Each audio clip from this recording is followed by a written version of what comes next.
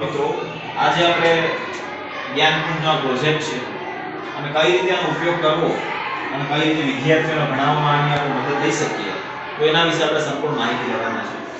હવે શરૂઆત કરીએ તો જ્યારે કોઈ પીપીટી કે કોઈ ફોટોગ્રાફ આપણે ઓપન કરવા હોય ડિજિટલ માધ્યમથી તો આ સનડિસ્કને આપણે અહીંયા નોટ કરવાની અને અહીંયા તમને ઓપ્શન આવે કે તમે એને ઓપન કરવા માંગો છો, ઓકે કરશો એટલે તમારી પીપીટી તમારી સામે ખુલી જશે અને તમારું જે પણ પીપીટી હોય કોઈ પણ ફોટોગ્રાફ હોય તેનો તમે અહીંયા ઉપયોગ કરી શકો.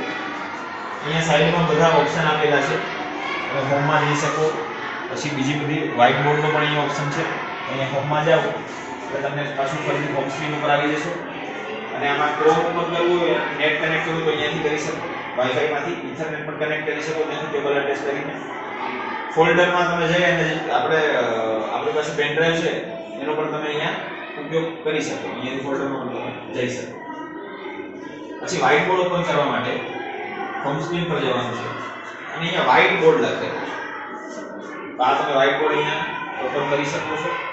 એમાં તમે શું ઉપયોગ કરી શકો તો વ્હાઇટ બોર્ડમાં તમે એક તો માર્કર પેનનો ઉપયોગ કરી શકો. અહીંયા ક્લિક કરો એટલે અલગ અલગ કલર્સ તમે જે પસંદ કરો એ પીળો કરવો હોય, લીલો કરવો હોય, બ્લુ, વ્હાઇટ, બ્લેક જે પણ તમે પસંદ કરવો હોય.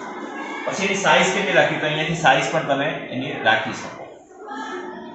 પછી કલરની ઝાંખો રાખો, મીડિયમ રાખો, એકદમ ઘાટો રાખો એ પણ તમે અહીંયાથી પસંદ કરી શકો. લખવા માટે આપણે અહીંયા હમણાં આપણે બ્લેક પસંદ કરેલો છે આપણે અહીંયા લખી શકીએ છીએ.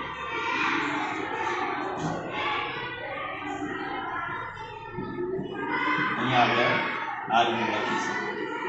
પછી આને સાફ કરવા માટે અહીંયા તમે ડસ્ટર પર ક્લિક કરી શકો છો અને આના પર સાફ કરવા માટે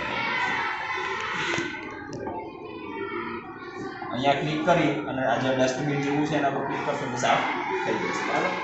પછી કોઈ આકૃતિ તમારે દોરવી છે, આકારો દોરવા છે તો એના માટે તમે આકારો દોરી શકો.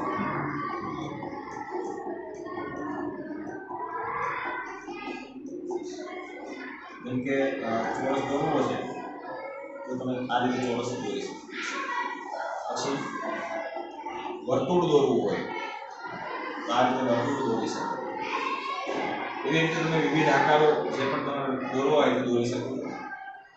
તમારે ઘન દોરવો હોય તો એ પણ અહીંયા દોરી શકો છો. પછી વર્તુળ, પછી ત્રિકોણ, પછી આ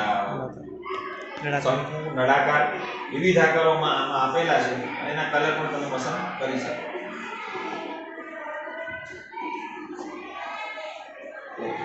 આ રીતે આનો ઉપયોગ કરવાનો છે.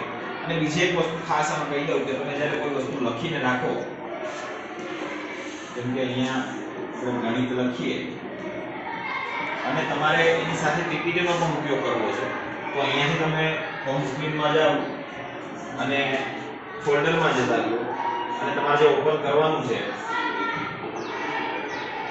જેમ કે આપણે પીડીએફ ઓપન કરીએ, બરાબર.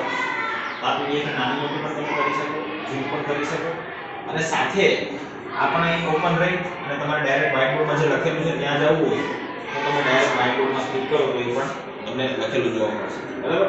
આ રીતનો ઉપયોગ છે.